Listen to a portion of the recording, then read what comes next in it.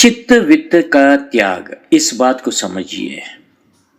सूक्ष्म दृष्टि से देखा जाए तो चित्त की आदि नहीं मिलती।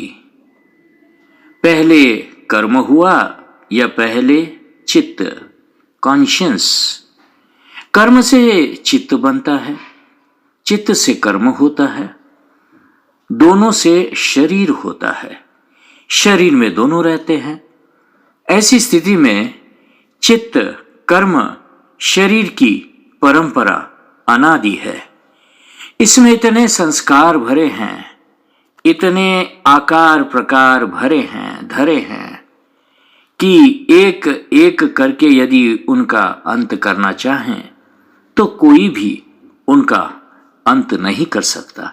अच्छे से भी गहराई में बुरे हैं तो बुरे से भी गहराई में अच्छे हैं। कौन कब प्रकट हो जाए इसका नियम नहीं है, क्रम नहीं है। यहां तक कि भगवद आकार वृत्ति भी सुषुप्ति में लुप्त हो जाती है। सुषुप्ति में लुप्त हो जाती है तो वो सुषुप्ति में स्थित अनादि संस्कारों को कैसे मिटा पाएगी? जागृत स्वप्न में वृत्यांतर ही कर सकती है। यद्यपि निरोध दशा में सुषुप्ति का भी निरोध हो जाता है, परंतु व्युत्थान होने पर फिर पूर्ववत संस्कार अनुसार वृत्ति प्रवाह ही होता है। यहां तक कि निरोध दशा में भी संस्कारों की प्रवाहवाहिता बनी रहती है। ऐसी परिस्थिति में चित्तगत स्थिति, ज्ञान और सुख स्थायी नहीं हो सकते। चित्त दशा के परिवर्तन से उनमें परिवर्तन होता ही रहेगा। ऐसी स्थिति में चित्त का भी त्याग होना चाहिए। साधारण मुमुक्षु के लिए देहाभिमान का त्याग ही कठिन है। चित्त का त्याग तो नितांत असंभव है। विषय एवं चित्त घुल मिलकर ऐसे एक हो गए हैं जैसे दूध और पानी। इनको अलग अलग करना किसी भी साधन एवं प्रयास के द्वारा नहीं हो सकता। तब इस चित्त से पिंड कैसे छूटे? इसमें दिखते हैं विषय, इसमें सोते हैं विषय, इसमें बदलते हैं विषय। वे चाहे शांत हो चाहे उदित, वे चित्त से निकालकर फेंके नहीं जा सकते।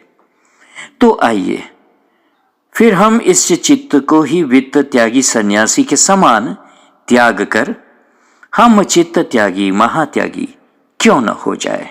यही तो सर्वत्याग है। परंतु ये किसी क्रिया, उपासना या योग से त्यागा नहीं जा सकता।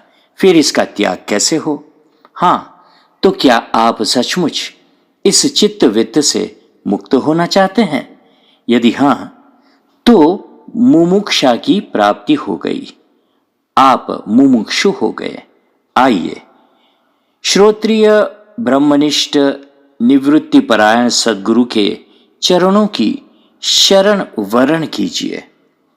अपने स्वरूप का बोध हुए बिना चित्त का त्याग नहीं हो सकता।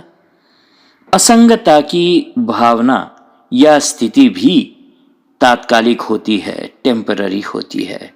अतः अपने स्वरूप को अद्वितीय ब्रह्म के रूप में जानना आवश्यक होता है।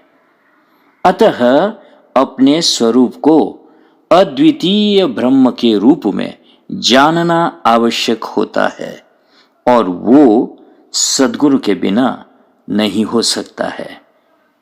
तो इसी को चित्त वित्त का त्याग कहते हैं और इसमें सद्गुरु ही सहायक होते हैं। जय सिया राम, जय सद्गुरुदेव।